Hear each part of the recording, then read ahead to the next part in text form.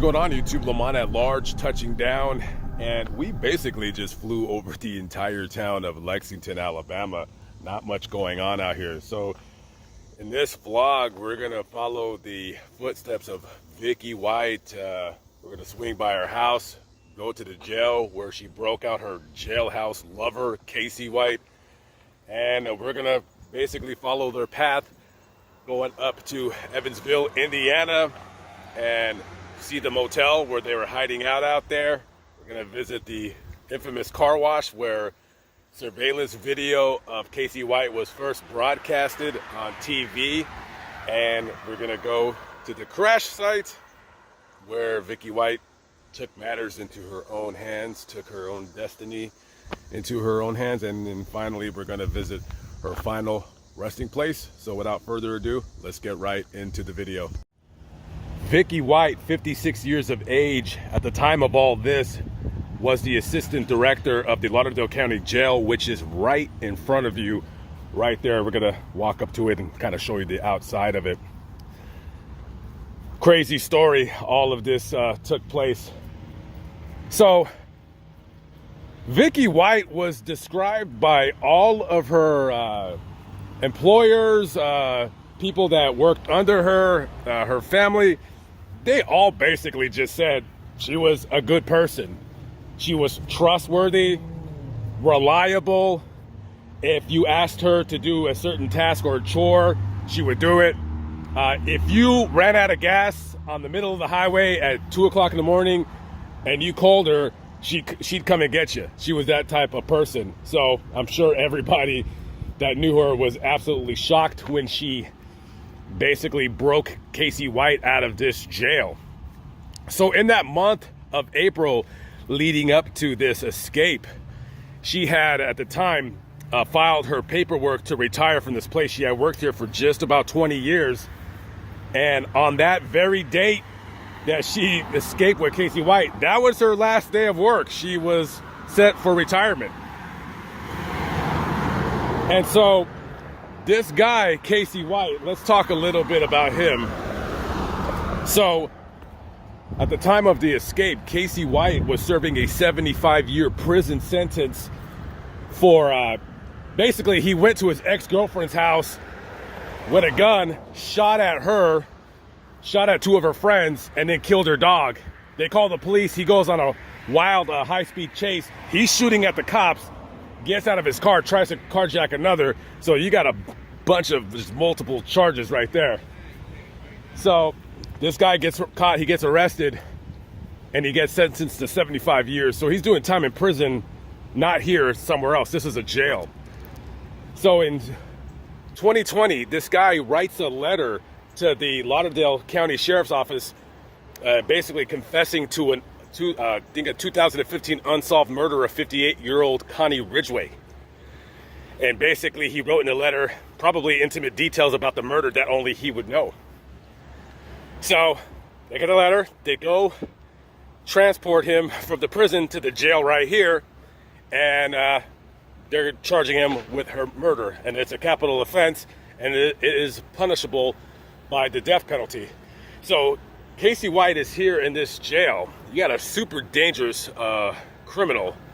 And according to inmates in this jail at the time, they developed some kind of a romantic relationship. Now, I'm not really sure how romantic you can get when you're behind bars, but according to jailhouse calls that they listened to in on after everything was said and done, it was confirmed that they were romantically involved.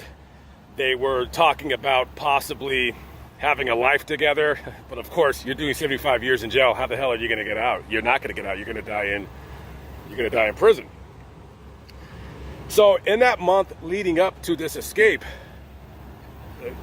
Vicky did a couple of weird things. Number one, she sold her house. Her house was worth about $235,000 or so. She did like a quick sell, $95,000 cash. Very weird. So she sold her house, and then she moves into her mother's house, which is basically right next door. And that's weird enough. I'm sure her mother's wondering, like, what the hell are you thinking? What are you doing?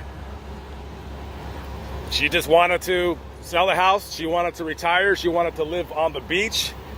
And little did they know that on April 29th of 2022, she would follow through with those plans of retirement. But they also involved Casey White breaking him out of jail. So basically what they did was, at the time, Vicky White lied and said that she was supposed to be transferring Casey White for a mental health screening. Now, it is the policy of this jail that you cannot transport a prisoner alone, right?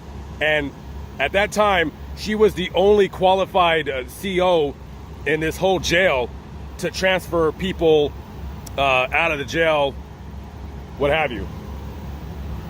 At that time, all of the employees that drove the vans to transfer inmates from and to prison and court and what have you, they were all out.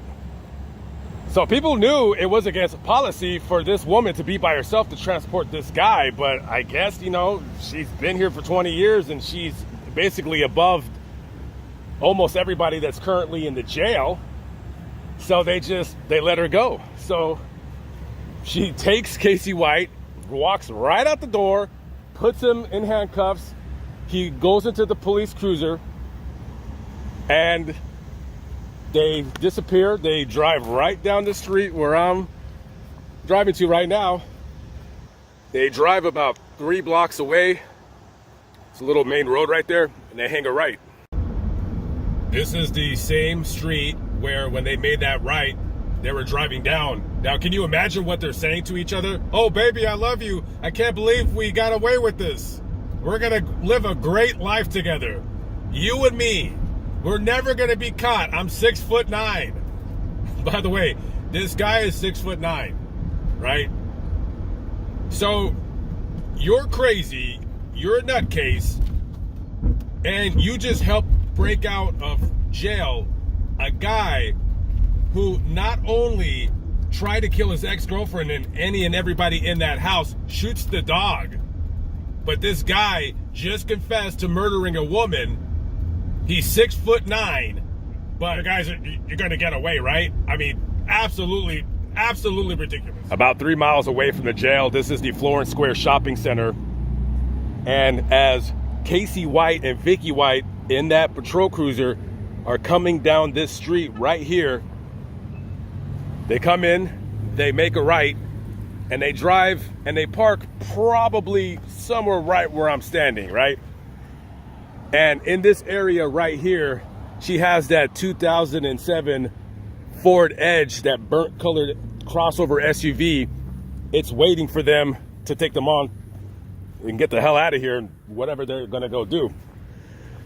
Now, these cars right here, some of these cars are for sale. They have for sale signs, and oftentimes people will park their cars here in Florence if they're trying to sell them or what have you, just like this car right here.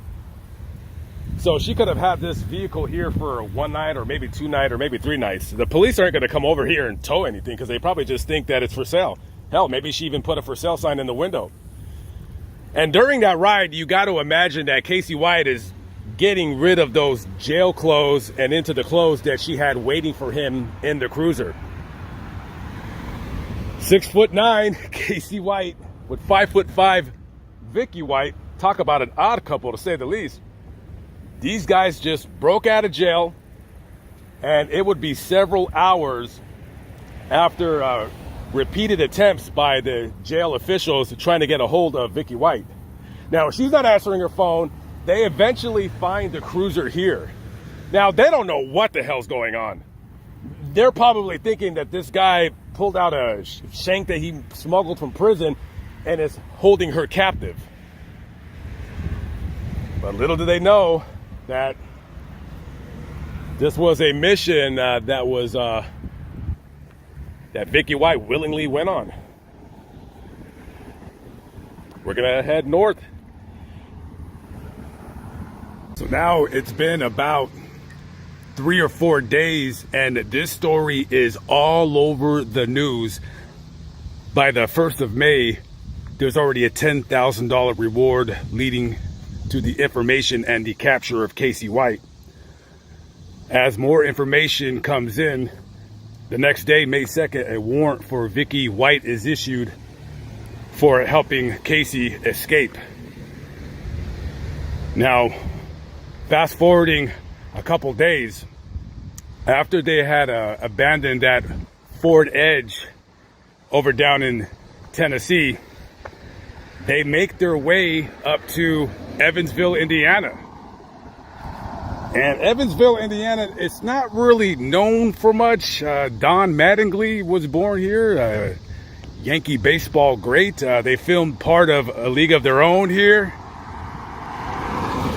And other than that, there really isn't much in Evansville to talk about. Now, you're probably asking, why are they even here? Well, they gotta be somewhere, right? They gotta be somewhere. So the big break in this case is going to come a few days after they arrive in Evansville. And that big break starts at a little car wash right in front of you. It's called the Weinbach Car Wash. And I'm walking down Weinbach Road. And that is the car wash where the first surveillance images of Casey White came to our news screens, our TV screens. Just right there, caddy corner across the street. And we're gonna get a little bit closer. We're gonna go to the car wash and I'm gonna show you what took place. Is it returns to a Dodge? Yep. DNL 59.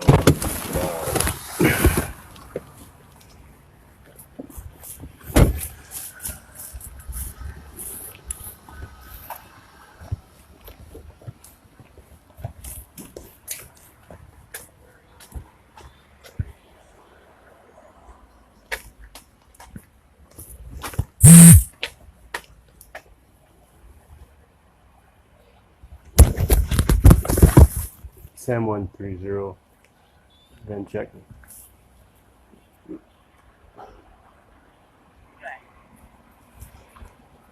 One F Frank T Tom R Robert W 12 W 86 K King C Charles 18262 plus 1175.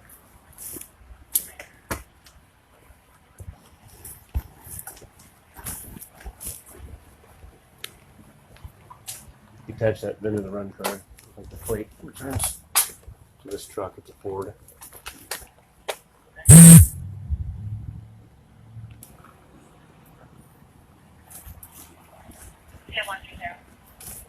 Good.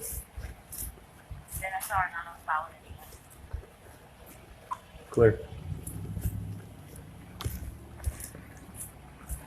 So you got it coming back to a Dodge?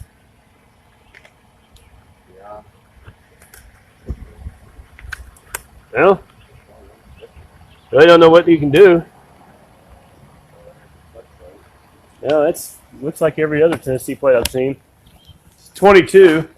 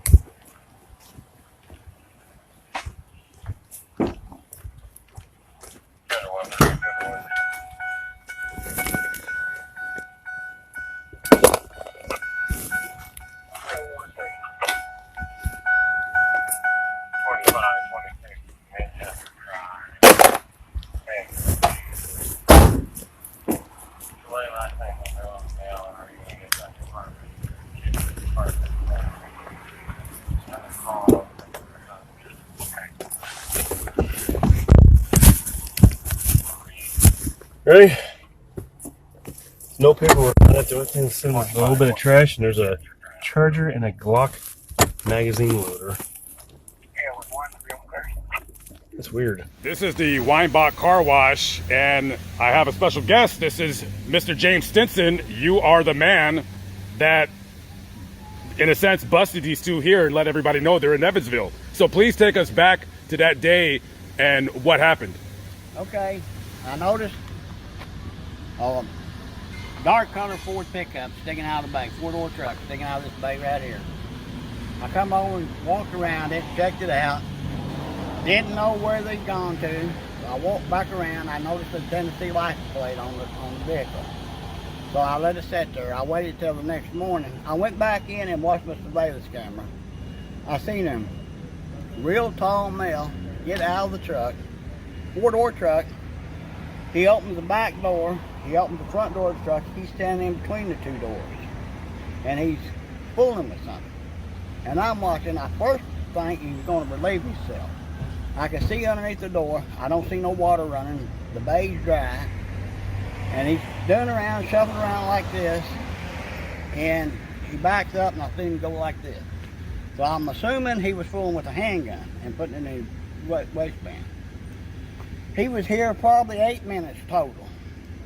And then I went back and watched my camera.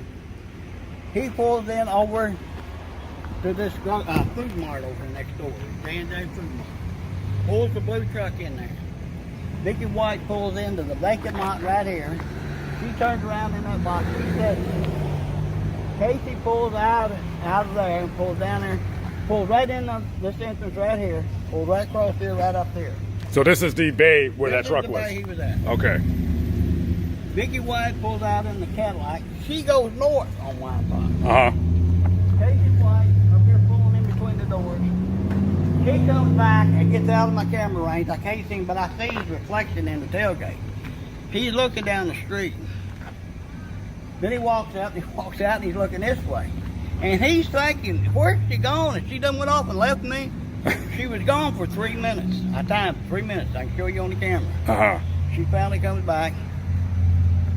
She turns right in here on Graham. Pulls right down here about 3 houses where that white truck is sitting. Uh-huh. Casey White walks out of this bay, walks right across here, walks up, opens the door, gets in the car with Vicky. I pause the camera, and I can't tell if it's Vicky White. I can tell it's a short woman. I can't actually see her face. The Marshal Service called me and asked me about the truck being abandoned. Do you have the truck being stolen? I said, yeah. Everybody said that he's done killed Vicky. He's dead weight. He done got rid of her. I called the marshal back next morning. I said, no, they're wrong. Vicky White's alive. I got her on camera picking him up. Let me ask you a question. When the truck got here, that was on May 3rd. Right. And then the next day, May 4th, the truck is still here. Right. So you called the police. I called the police. They sent me a police officer out supposedly around 7:30, 7:45. I'm back in the back. I don't even see him come. I have to leave at 10:30, pick my granddaughter up. I get her home, get her settled. I get back out here around 11:30, 11:15. I called him. I said, are you going to send that police officer? Oh, we done sent one. He ran the plate, said he wasn't stolen, so he left. But we'll get you another one out there. And you want this truck out of the car wash because it's taking up room. No, I don't want the truck out of my car wash. I know I know there's something going on with this truck. Oh, okay, so you believe there's something I out. can get the truck towed. I don't need the police to tell me I can tow the truck. I don't need their permission. Oh, you want for the nothing. truck here. I want the truck here. Oh, okay. As a matter of fact, I started to put it, which I should have done, and pulled over and put it in my garage. What I should have done. Right. And the second police officer come out. He says, yeah, that's a Tennessee plate. I recognize the Tennessee plate. Well, yeah, I do too. He calls in on the Tennessee plate. This is on an 06 Ford F-150 four-door truck. He calls the Tennessee license plate in to dispatch. Dispatch comes back. He said it's registered at 99 Dodge. And he said, well, that's strange. And that's red flag, red flag, red flag. Red flag. That's right. He walks up. He calls in on the van, looks at the windshield with his flashlight. You can pull up the dash. his body cam. Yeah. He reads the VIN in. Reads the VIN into the dispatch. They come back, no records on file. Well, they just bought it. They ain't had time to file any records. And what year did you say the vehicle was? It was 06 to 08. I can't remember for sure. Okay. So he goes around. He does the same thing. He opens the door, starts it, looks down half tank gas. He said, well, we at least start sucking the gas out of it. He walks around to the passenger side, opens the door, opens the glove box, pair of sunglasses in there, takes them out, throws them in the seat. There ain't no paper in there. Closes the door, opens up the center console. He said, oh my God, that's a Glock block to a gun. Oh, in the truck. In the truck, in the center console. He said, but I don't see a gun. He looked around, looked underneath, there ain't no gun here. He walks back, gets out in his car. He said, well, no paperwork to be done here. He said, I don't know what to tell you to do. I said, I don't know what to do. I'll have it told. I have a question. When you first seen on your flat screen the surveillance video of this man, what was your first thoughts when you're just looking at this unknown man that you've never seen before? This is strange. He's acting strange. He's very suspicious. It needs to be investigated.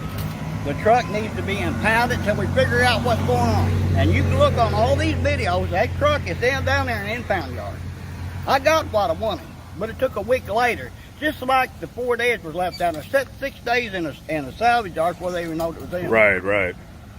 So, how did you figure out that this, because you were paying attention to the story like many of us, including me, were. Right. Like I said, I've got Fox News on my truck, on XM radio. I got Fox News on my TV where I work. I got Fox News in my den. So Sheriff Singleton has hung out with me in my den. He's hung out with me in my truck, and I've seen all these. So you got all familiar. this news. So you're constantly listening to news.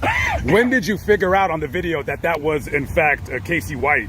I come after I got aggravated with the police department. I come back and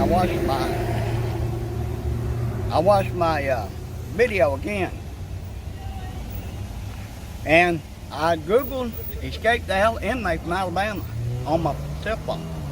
I held it up to my monitor like that, and you can see there's a picture of the both of them, me doing that. Right. The tattoos was the perfect match. I said, I know it's him. When you 6'9", only 1% of the population is 6'9" tall. That's pretty. I've asked everybody in town. I ain't found nobody play his part yet. Ain't nobody throwing up here in this house. Yeah. What was your first reaction when you compared those tattoos and you realized 100% without a doubt that it was him? I said, I need to get a hold of somebody. I called, I done talked, they done been there. And then luckily the marshals called me on Sunday night. And they were here. They said there's a team of marshals on the way to you even as I speak. They didn't show up till 9:30 the next day. I called him back Monday morning. I said, look, I got more news for you. I said, what's the news? I said, everybody thinks Vicky White's dead. I got her on camera picking him up. She's very much alive. Was she wearing a wig or did she have her blonde hair? I couldn't tell in the car. All I could tell, the seat was all the way up to the dash. Okay. I can show you pictures of it. It's right there in that car lot and zoomed in. Another thing too, somebody made a comment. She bought the car over here on the north side of town, went out to a place out here off of Morgan, had the windows tinted in. If you see the car on the footage here, you can tell they don't have window tint. We see it in the desk, it's got window tint. So evidently that must be true. Last question. There was a reward, and you said you did, because I was reading up about you, I was figuring you got the reward. You know, I guess there's somebody smarter than me. I don't know. I haven't got no. And you're the one that busted these guys here. You're the one that told these cops, I see them on my monitor, and they didn't get you the reward. Nope. That's a travesty. Yeah, everybody says that. I mean, you know, I don't know. The Marshal Service seems to know what they're doing. They said they're a lot smarter than the local police. Apparently they are, but, you know. Well, they couldn't outsmart you. And listen, They always say, if you see them, don't approach them, call 911. That don't do you any good. Apparently not in this situation. You need to call your local news. That's what got this ball rolling, the local news. Right, because They was not here at 9 o'clock like you told me they was. I got on the phone to Fox 44 News and I got. and they came out here.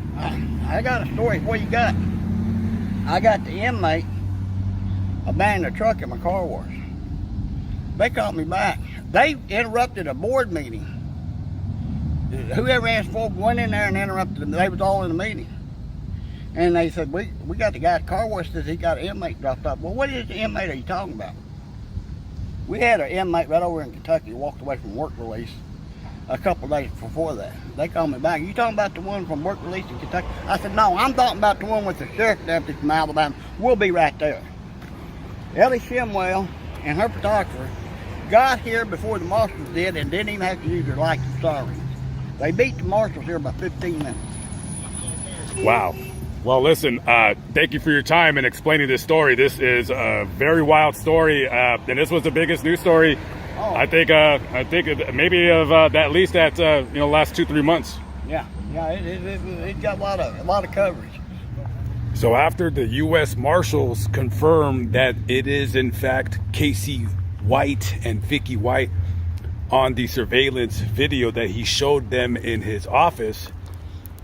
Okay, guys, we got an APB. Every single police officer in Evansville, Indiana, all of the sheriff's deputies in the surrounding counties of Evansville, Indiana, and the U.S. Marshals, along with the Fugitive Task Force from Alabama, they're all here in Evansville, and they are looking for that Cadillac.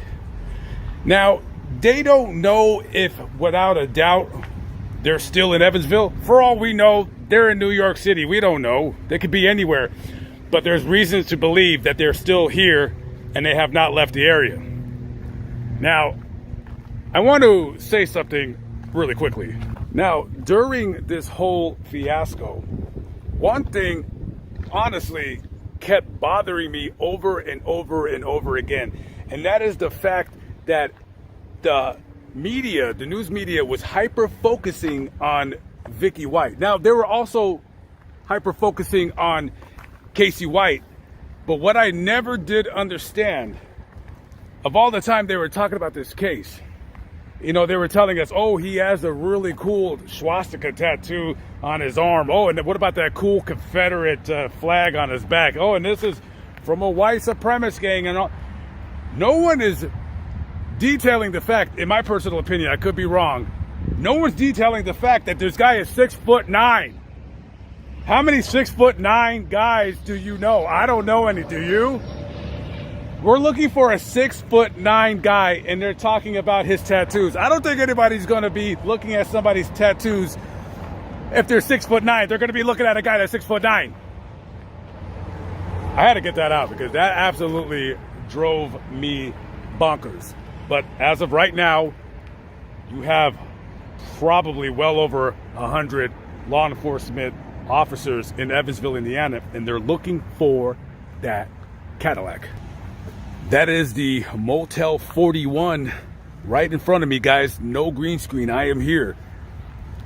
So one of the detectives, I believe, that worked for a local law enforcement agency in the area, he was on his way home. Now, everybody, they were on the lookout.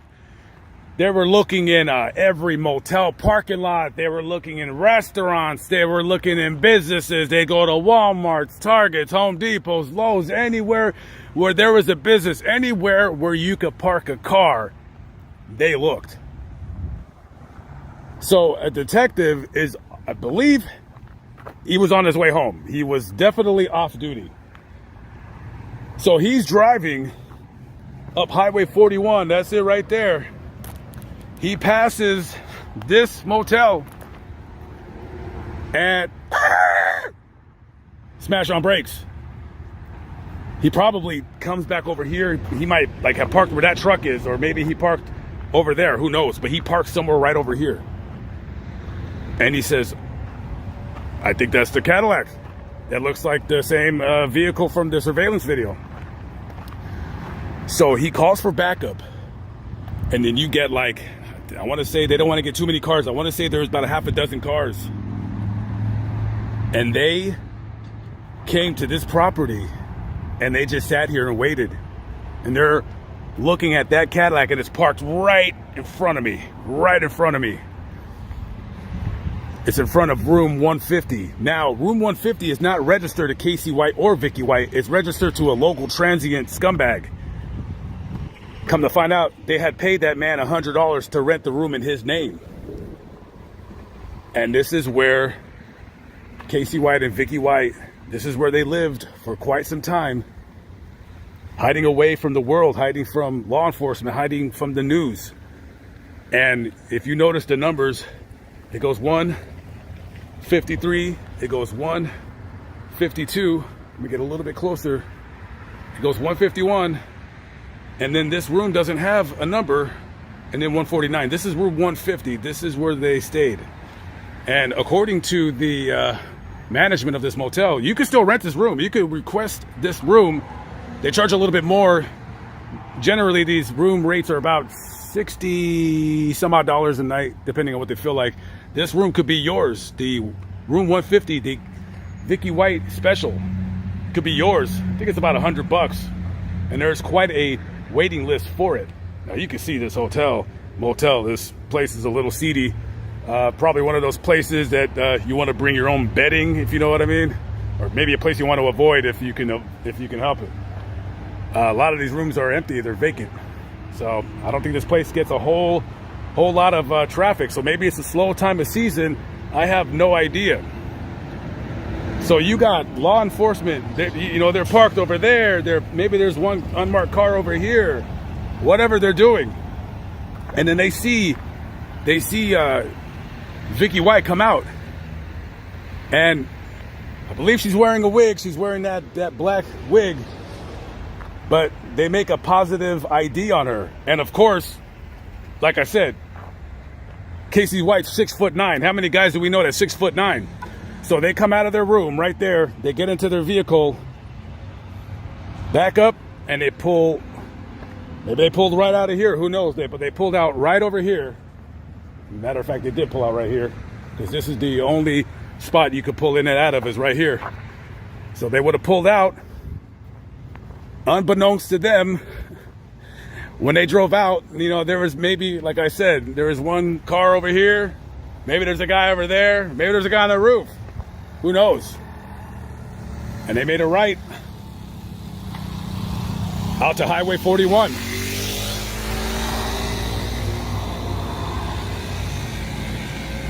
This is Highway 41 right here. The motel is about 2.5 miles away. As soon as they pulled out,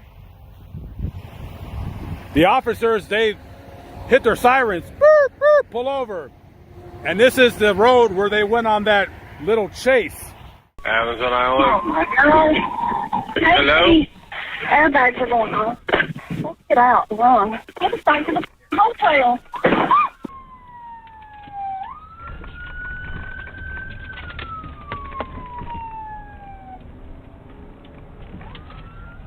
Where are they?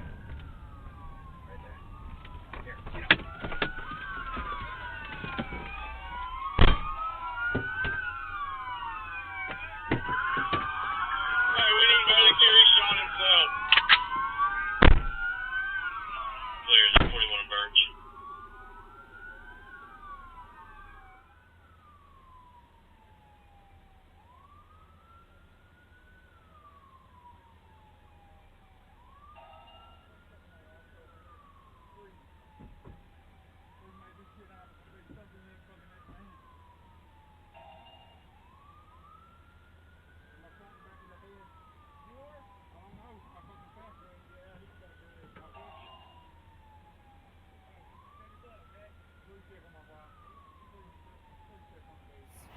Two and a half miles up here.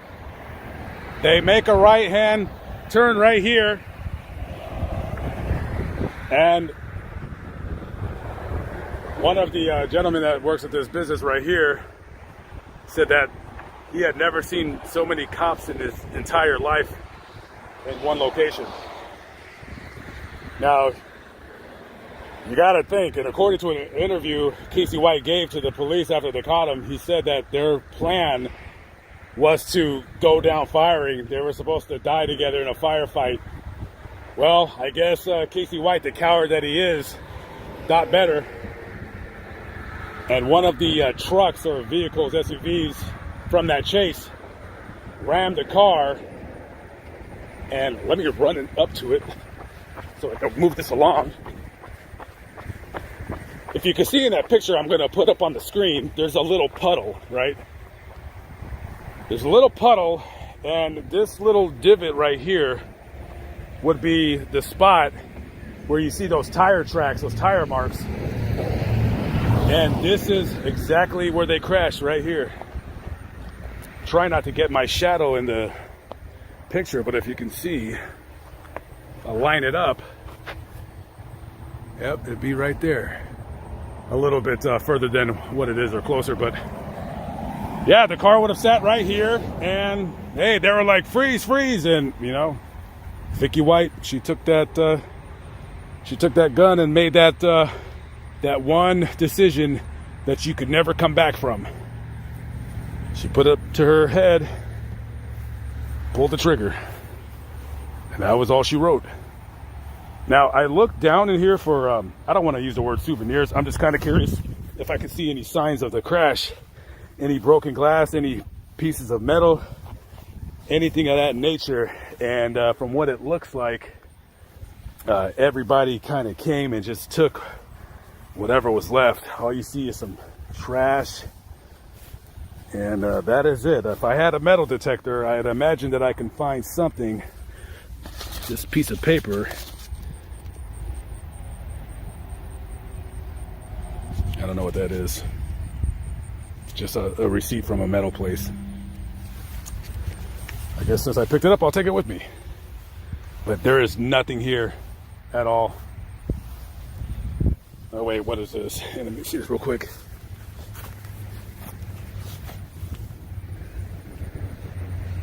That wouldn't be a piece of a Cadillac. So.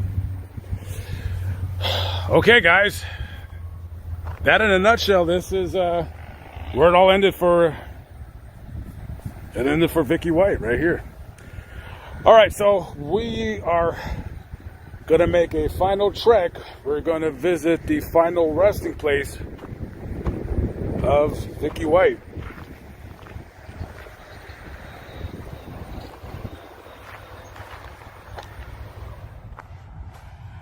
This is our final destination. Back here in the same town where she used to live, not far from here, in the area where it all started. This is the final resting place of Vicky White. And she does not have a stone ready yet for her, but as you can see, it says her name right there. And I believe she is going to be lying next to her mother and father right here. That, as far as I know, they're both still alive.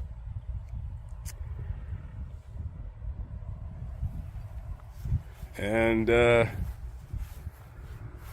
you know, what can you say about this story? If you don't live in this country, or maybe you don't pay attention to the news, this was the biggest news story in the month of May. I mean, this story was everywhere. It was crazy. A woman breaks out of jail, a 6'9" murdering thug. And I would love to have gotten in her mind when she was actually contemplating this. Like, did she actually think that she was going to get away with all of this? I mean, where do you hide a 6'9" guy? I'm amazed they were on the loose as long as they were. Now, there was a theory that possibly she was pushing him in a wheelchair to, you know, so people wouldn't see this, you know, 6'9" lurch-looking guy walking around. And, but no, eventually they were tracked down up in Indiana. And, you know, what could I say? I mean, a woman that has led pretty much an exponential life for her 56 years, and then all of a sudden she links up with this monster.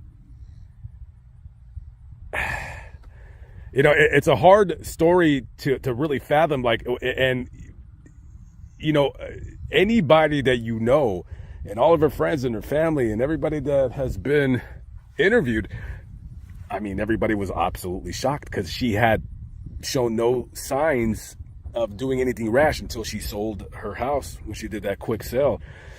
And her mother still lives next to that house, so she has to see that neighbor who bought her daughter's $235,000 house for $95,000 cash. That's got to be weird. That's got to be weird. What was she thinking? That's all I kept remembering during the story. What was she thinking? She can't possibly imagine a way that her and her boyfriend, or quote unquote boyfriend, could escape. Where are you going to go? There's nowhere you're going to hide a 6'9" guy. I just think it was temporary insanity. She had a boyfriend by the name of Brian Garner who died in a car accident in December of 2009, and then her husband, who at the time she was divorced from, but they were still living together, he had Parkinson's and he died of it. And you know, she just temporary insanity. I don't know. Temporary insanity.